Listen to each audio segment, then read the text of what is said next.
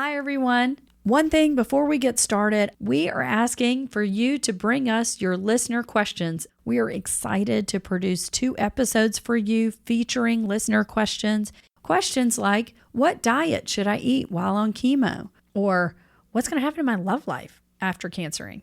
Or maybe something simple like, where do I get the best information on the internet? We're here for all of those questions and we'll get you the answers. So go to our website, www.cancering.com, and click on the questions page to submit your questions on the form. I am dangerously optimistic. We could be driving into a forest fire. I mean, flames everywhere. I'm like, it'll be fine. And I think that definitely helps. It's hard to tell people, you should think glass half full. Like it's something you have to like wake up and actively do and kind of like set your mind that way. And it's not always easy to do, but I think once you get the ball rolling, it's easier. And I feel like hope and joy is always there for you to grab if you're open to it. It's there waiting for you. Hi, everyone. I can't wait to introduce you to today's guest. This young woman is an inspiration to all of us. We're going to talk today with Helen Bender. She's only in her mid-20s, but learned a few months ago that she has stage 4 melanoma. But that's not where our story ends. Our story is actually a beginning. We're going to hear from Helen about how her cancer is responding to her immunotherapy treatment, how her community has really rallied around her, and how she's truly living her best life and planning for her future. Cancer is just something that we all have to recognize, acknowledge, cope with, live with, struggle with, rage upon, crush, and even thrive with. This show is more than knowing and fighting or beating cancer. It's more than just relaying science, hope, and technology. Together, our purpose is to demystify cancer, take away as much fear out of the diagnosis, treatment, and process as we can, defeat its grip on our lives. This is The Cancering Show. Welcome to the show, Helen. We're so excited to have you. I'm so excited to be here. Awesome. I have heard so much about your story and I have been dying to meet you. And I know this has been a crazy 6-month journey for you. But if you can, take our listeners back to May and to those moments that really started the trajectory that led you here. So, it was so crazy. The timing was definitely a God thing. My family and I were very close, but we just impromptu, none of us have ever left the country or besides like Mexico. And we decided, my mom was like, we're going to Italy. It's happening. My dad was like, why are we going to Italy? And my mom was like, we just need to. Like, we've never done this. We're in a good position to do. Let's do it. And so we went to Italy, just had the most magical time, such a good bonding experience. It was a highlight of my life. And for that to have happened right before I got all this news. And I will say I met with the doctors the day before I left, and I did find out a good bit, but kind of kept that a secret. I wanted to, enjoy the trip and, save the worries for afterwards. But it was really, I think we really needed that to kind of go into that hard time. We kind of had that bonding experience.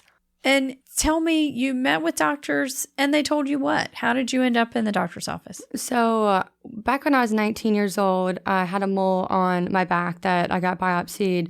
It came back as malignant melanoma. And, we got it all, I think so we thought. And we just kind of moved on from that. And I was just careful. We had 3-month appointments. And then it wasn't until like 7 years later, I go in for an appointment because I had something show up on my neck. And went in, and I think they were pretty sure what it was. So we got the x-ray, and something came up in my lung.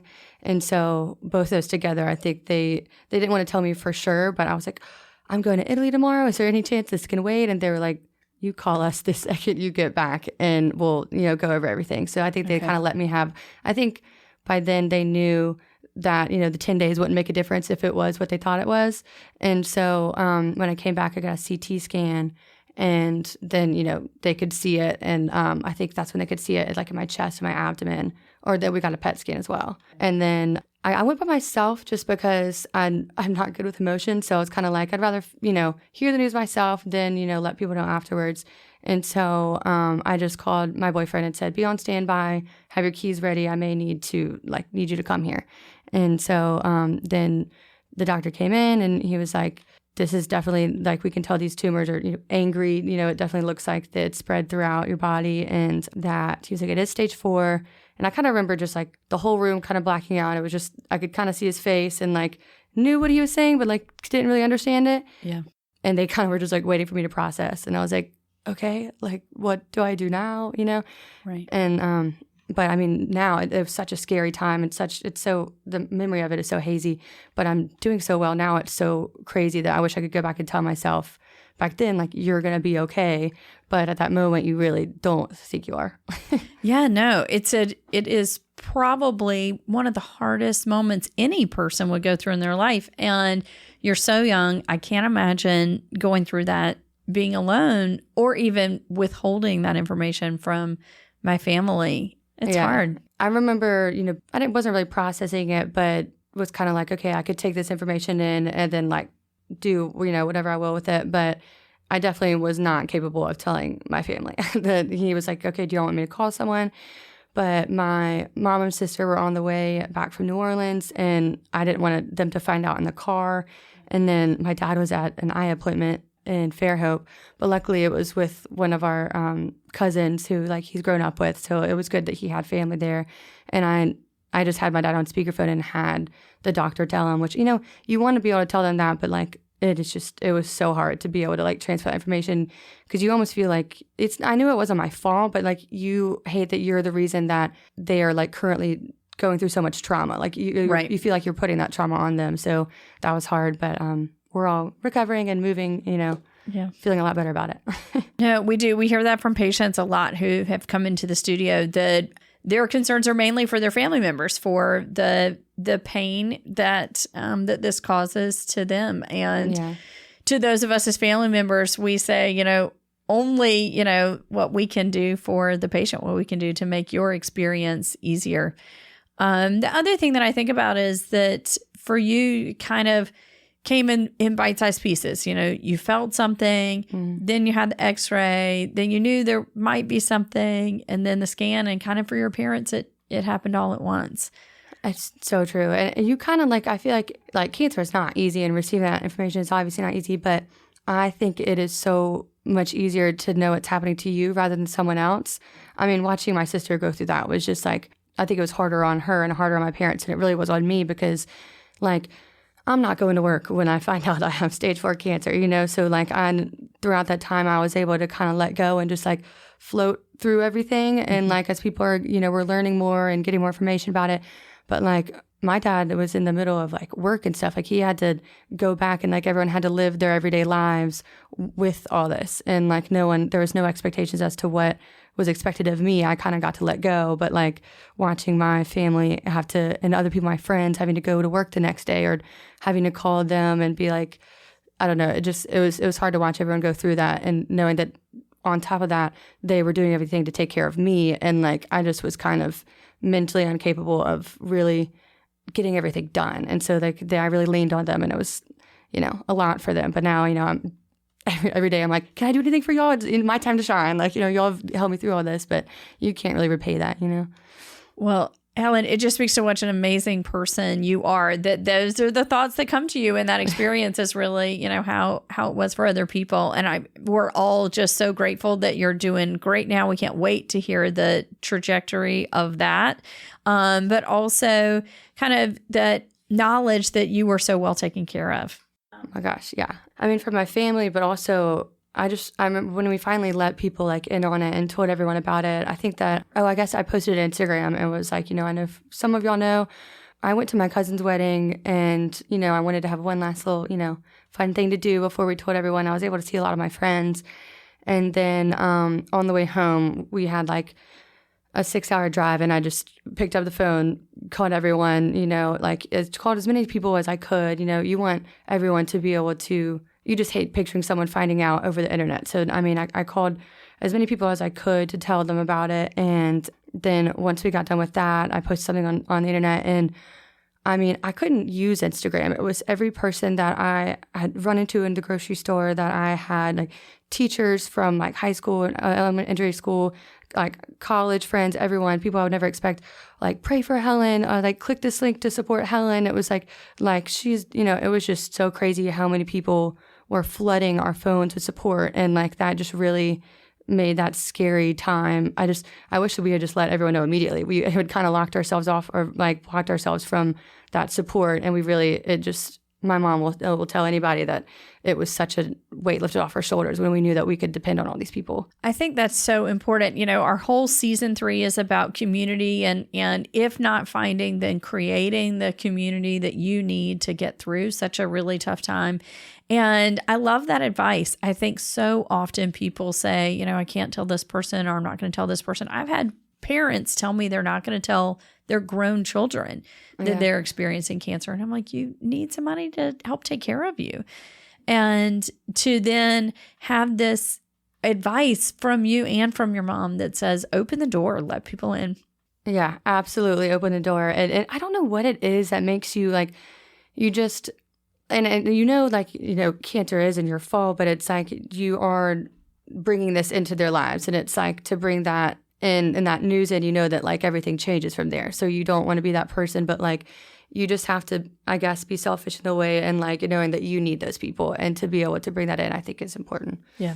And as you said, in a town like this, and in a town like where a lot of people live, they're going to find out one way or the other. Might as well, have everybody getting the same information and getting it from you, instead of, we see all kinds of funny things with rumors or telephone game where people get different information or inaccurate information. Yeah. I've always loved Mobile, but I'm obsessed with it now. It's just like everywhere I go, I just, people will come up to me, and someone that I've met like once or twice would be like, I'm on my knees every morning praying for you, praying for that, like God brings you strength. And it's just like so crazy that people take time out of their day to do that for you. And, I'm praying for everyone now. I'm like, it's something you can't repay, but it's crazy. It's made me really appreciate where I'm from. And like, I think just like going through life and all these people that I've met, I'm so thankful. It's kind of like, I think about all those times of just like running into people and making friends and stuff like that now all those people have turned and come and to support me. And it's just like a whole lifetime of people that I'm thankful for.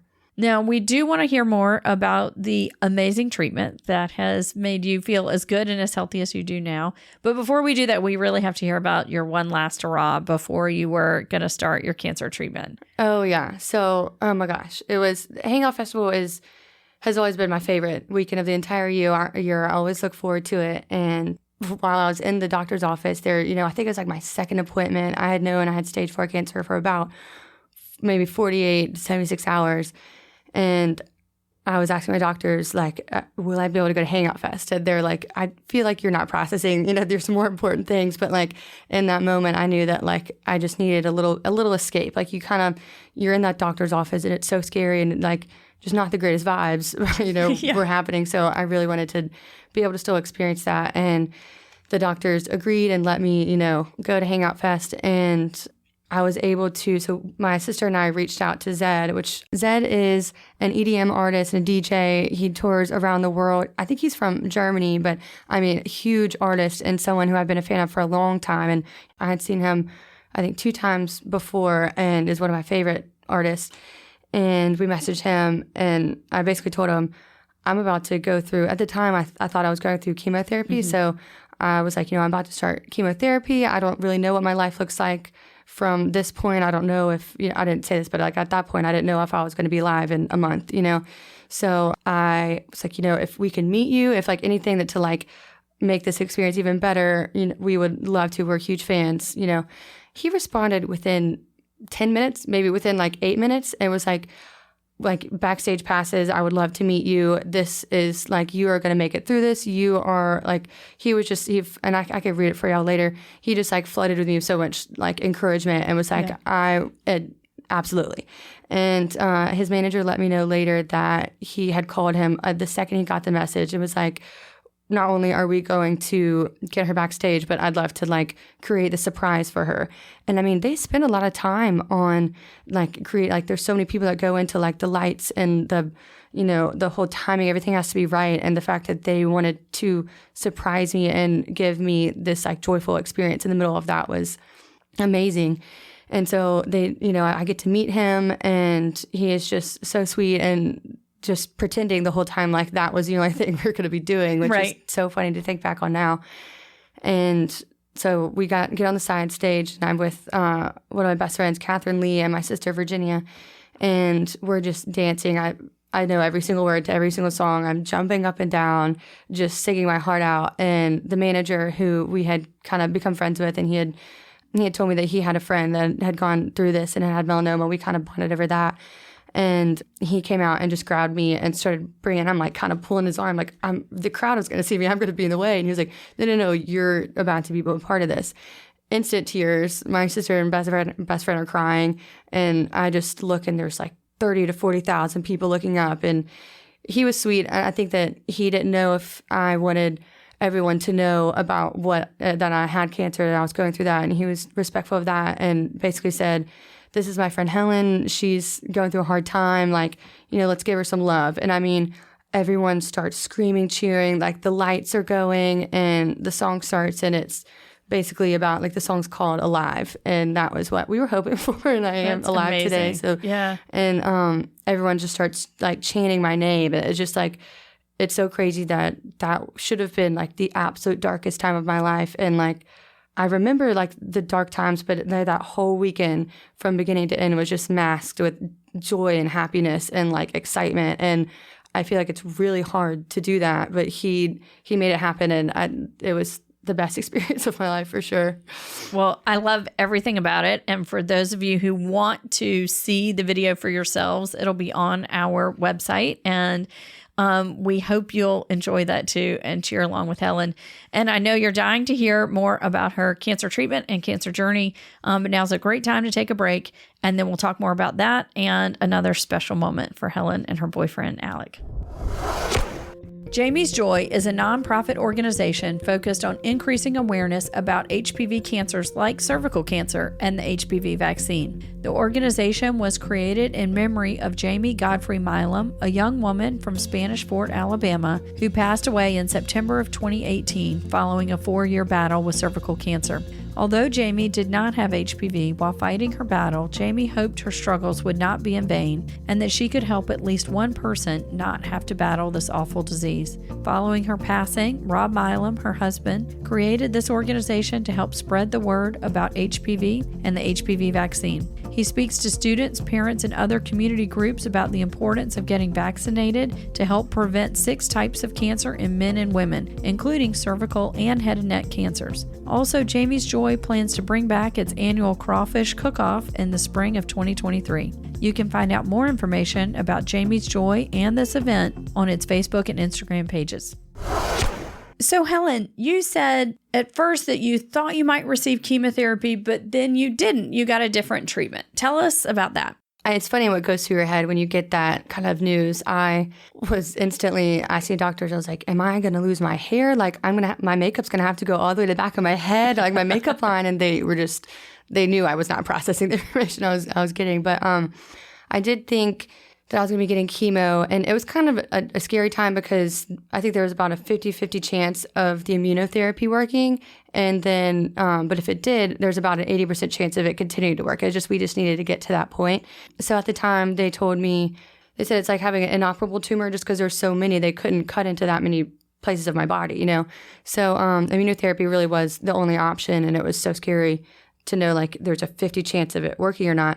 And then it worked and it was amazing. And so I'm a big fan of immunotherapy. And I think that if someone gets in this position that they'll have the option, but I think that like not a lot of people know about it. Yeah. And it's just incredible. I mean, I've had such good quality of life. I've been able to go back to work and do all the things that I want to do while having people are like, oh my gosh, you have treatment today. Like, do you need anything? And I'm like, I go in, I get plugged up to IV for about a couple hours and then I go show houses. It's crazy how far everything's come. And I think if this had been like 10 years ago, that like they would have been like, go grab a margarita in Mexico and enjoy the rest of what life that you have left.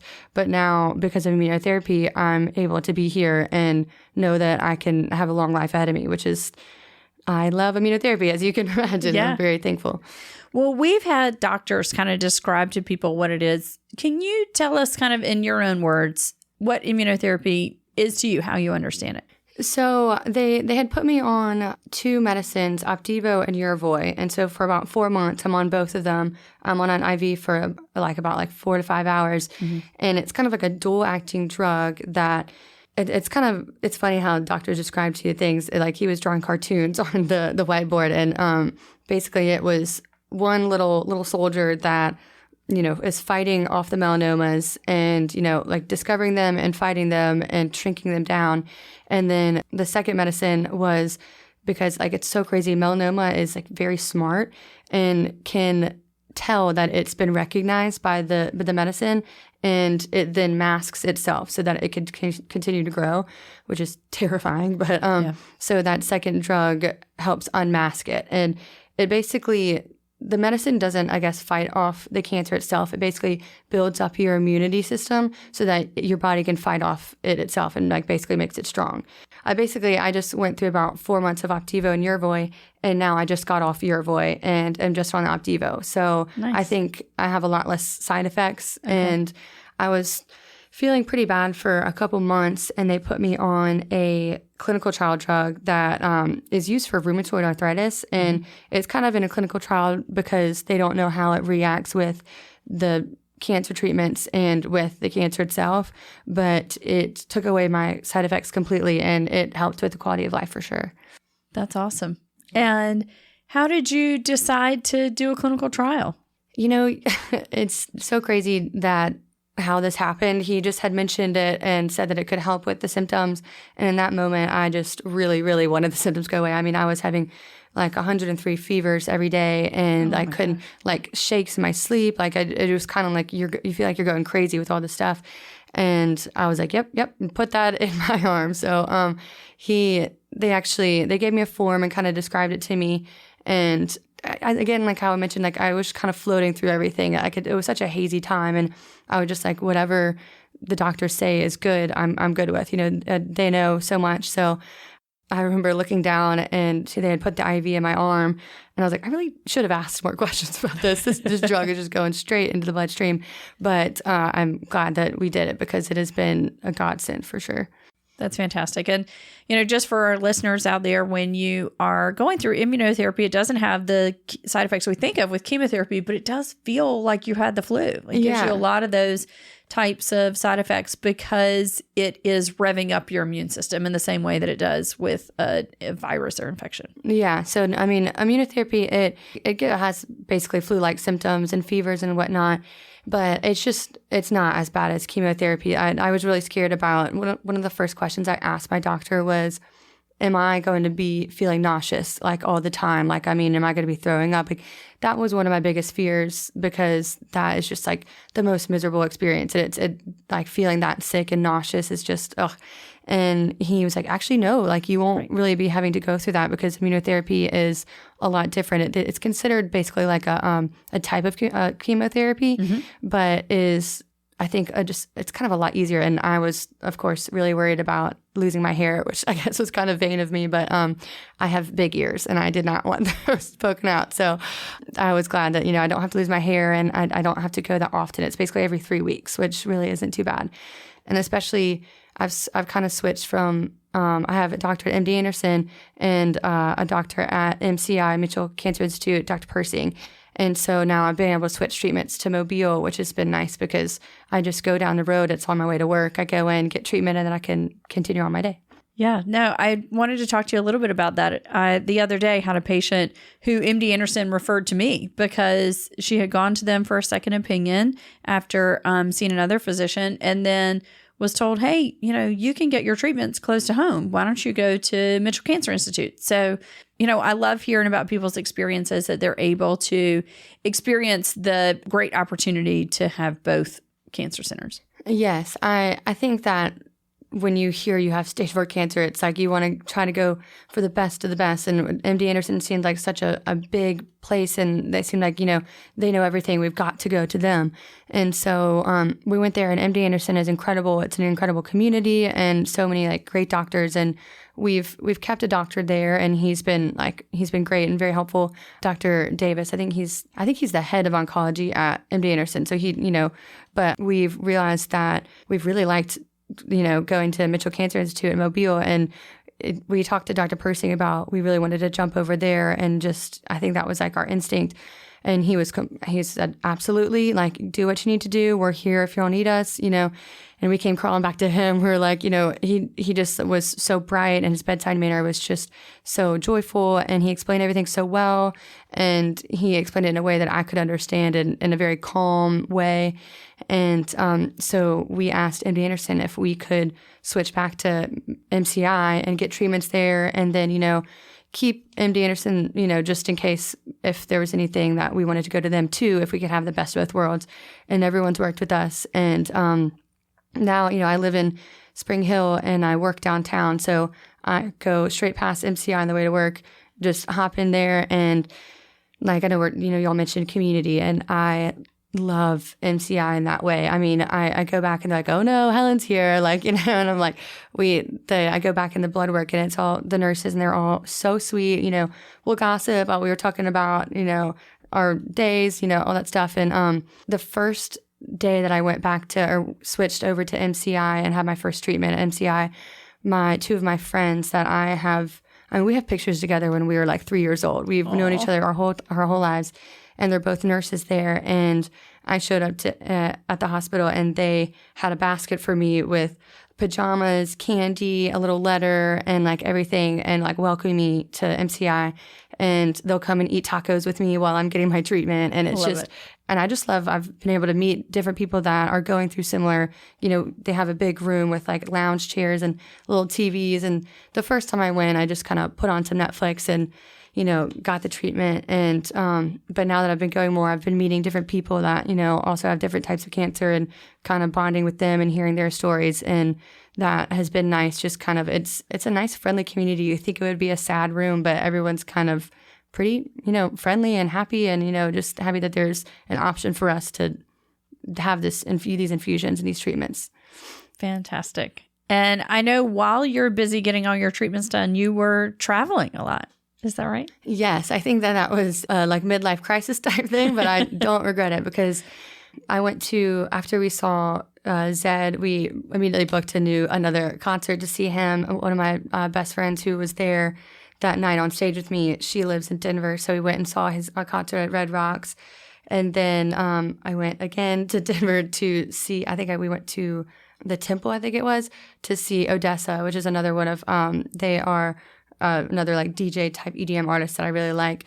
I was expecting the medicine to work, and I had heard all these great things, but the internet really isn't caught up with everything and how great the medicine is. So, people who are going through that, like, definitely should stay off the internet, because I was still looking at Google thinking like, I've got to go see my friends. I've got to make as many experiences as I can.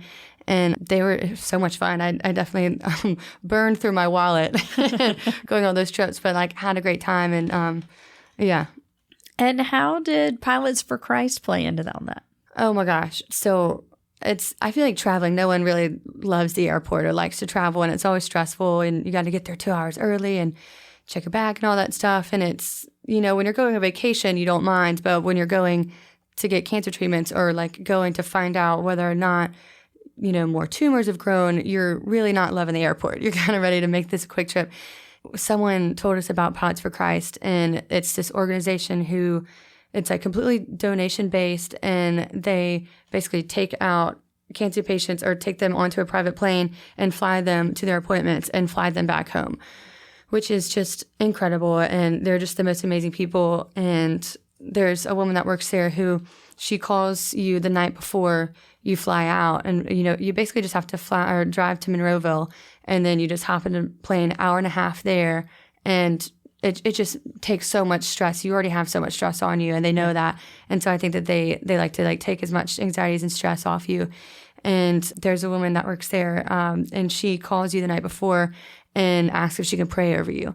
And she just like, gives it, she's so like eloquent with her words, and just really like, I don't know, she'll ask you like, what are the things that you're stressed about? What are your anxieties? What is something that I could pray over you over the phone, and also pray for you after we hang up? And they're just the greatest people. And I've actually made some friends there's this one girl who, she had an inoperable brain tumor and was flying on the same flight as us. And so there's only about 4 seats. Yeah. And so I met her and got to hear her story.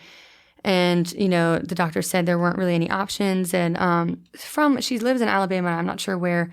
And I got to hear her story. And then I wouldn't have met her if it wasn't for Pots for Christ. And we got to bond in that way. And then she actually had surgery and is doing great now. It's crazy. I think they got most of it. So it's a great organization for sure. Very cool. And there's another update. Apparently, Alec asked your family to keep a secret. And then tell us what happened next. So, I had no idea. And thinking back on it, there were so many times where I should have figured it out. But we got engaged, and I kind of thought maybe, we've been dating for a while. We both have always told each other, like, we want to marry each other. We want to, have kids together. And but I didn't expect it to happen throughout all the cancer stuff, So someone had texted me and said, oh my gosh, like I can't wait 5.5 hours for this to happen. And I was like, oh my gosh, I'm getting engaged. Like that. I was like, oh, I'm totally getting engaged. Like, and kind of thought that I had figured it out. And I was like, oh my gosh, like, and I didn't care that she of course meant to text someone else that. And so, I told Alec that, and then she texted back. She was like, oh, I have a date. I forgot to tell you. And I was like, oh my gosh, that's exciting. Number one reason I should have known. And so I told one of my best friends, I was like, am I getting engaged? Like, do I need to go get my nails done? And she was like, oh, no, we're throwing a cancer party for you. It's and I'm like, what is a cancer party? I'm not sure. I fell for it. And she was like, a couple of your friends are coming in town. They just wanted to, give you some, presents or something. I don't know. And I completely believed it. And so I was like, oh my gosh, that's so cool. So I get ready for the cancer party, and I get a cute outfit on, and I'm getting my surprise face ready. And I was thinking that we were meeting my parents at my uncle's wharf, getting in the boat and going to the restaurant in Dog River. And so we get there, and I was like, oh my God, I cannot believe we beat my dad here. Like, you don't beat my dad places. He gets there early. And so I'm telling Alec, like, oh, okay, so do I pretend to know, or do I what about this surprise face? And then he's like, wait, hold on 1 second. And then I turn around, and he's getting down on one knee. And I was like, I already had my surprise face about something else and had to switch. And I was just so excited because I think I didn't realize how badly I needed that hopeful, happy experience, and really solidifying how we felt about each other and stuff. And then it was just so cute. After he gives a spiel, and it's like, I love you so much. Like, you're my best friend. I want to spend the rest of our lives together. And after I'm done jumping up and down and squealing and hugging him, he just kind of smiles at me and points to the right. And I look over, and my sister, she's a photographer, is hiding in the bushes with her camera, jumping up and down. And we just basically slow-mo run to each other, give each other a hug. And he's like, oh, and by the way, all of your friends and your family are waiting at the house for you, waiting to celebrate. And it's like everyone has their lives going on, and everyone. I have so many friends in Birmingham and Colorado and Nashville and all these places. So I hadn't really gotten to just when I was telling all my friends that of course I wanted a hug from them too, but I wanted to hug them and let them know it's not just me going through something. They are experiencing this through me. They are potentially could be losing a friend, and they are going through something. And so hearing that all my friends were waiting for me at my house, I don't know if I was supposed to act surprised, but I opened the door and just put my fist in the air, and I was like, woo, and just running. I just got to group hug everybody, and just something that I had been wanting to happen since my diagnosis. Yeah. And so we celebrated all night. The party kind of started scattered around my parents' house and in the backyard and stuff, and it ended with all of us blaring music and dancing in the upstairs guest bedroom. And my fiance smashed my ukulele on the grounds. It was a wild time, but it was definitely another experience that really distracted me and just was amazing. It was so much fun.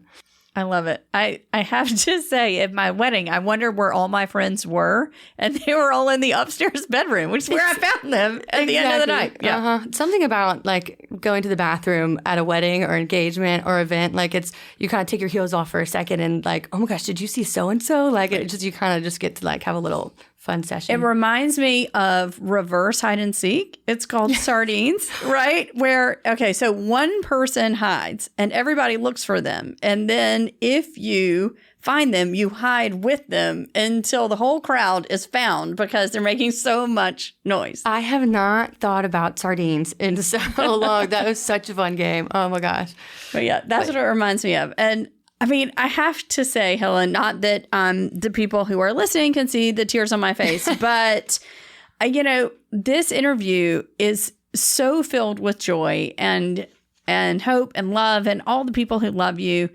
And we wanted to talk to you because that's the vibe that comes across in your messages and in your Instagram. And, kind of, I think what we all hope for when we reach out and try and find a community to experience something like this. Oh, yeah. I am dangerously optimistic. I mean, Alec always says that like we could be driving into a forest fire. I mean, flames everywhere. I'm like, it'll be fine. And he's like, no, we should do something. And I think that definitely helps. And if you're able to, I feel like it's hard to tell people, you should think glass half full. Like it's something you have to like wake up and actively do and kind of like set your mind that way. And it's not always easy to do, but I think once you get the ball rolling, it's easier. And I feel like hope and joy is always there for you to grab if you're open to it. And then you can, it's there waiting for you. I can't think of a better way to end this interview. But one last question. Where can folks find you so they can follow you on Instagram? I think it's Helen_Bender. And I post kind of updates on that, life updates. And then on Facebook, my aunt and my mom and a couple of my cousins, they'll post for me. And sometimes I'll post, but Helen Bender's Journey on Facebook, we do kind of like the doctor updates and cancer updates and stuff. So either or. Awesome. I know we'll have some listeners who can't wait to hear more about your journey. I'm excited. Yeah. Helen Bender is just an amazing inspiration with her grace under pressure demeanor and how she's so grateful for every moment, something we could all learn and use more in our lives. Plus, I love how her community and some complete strangers have encircled her and are rooting for her. I'm really excited to see what the future holds for Helen, and I'll be following on Facebook and Instagram. I hope you will be too, to see how she's embracing life and helping others to follow her lead. Also, if you want to hear the song Alive by Zed that Helen talked about, go to our show notes. We've put a link up so you can listen to it. In addition, if you want to see that amazing video of Helen on stage with Zed at Hangout Fest, we've also put a link up on the show notes for that as well. Until next time, thanks for listening, and remember, cancering affects us all. Thanks again for listening, and don't forget to submit your questions at www.cancering.com. We're going to be doing 2 special episodes throughout the season. We're here for all of those questions, and we'll get you the answers. This show is brought to you by the University of South Alabama Mitchell Cancer Institute. MCI is a cutting-edge cancer research and patient center built to fight cancer smarter in Mobile and Baldwin County, Alabama. Our researchers and clinicians focus daily on the struggle against cancer, serving a potential catchment population of more than 4.1 million people, with a singular focus of advancing cancer diagnosis, treatment, and prevention throughout the Gulf Coast and beyond, with science, technology, and hope. Want to know more about the Mitchell Cancer Institute? Visit us at usamci.com or search for us on Facebook, Twitter, and Instagram. Mitchell Cancer Institute is a member of USA Health. To learn more about all of our hospitals, clinics, and services, visit usahealthsystem.com.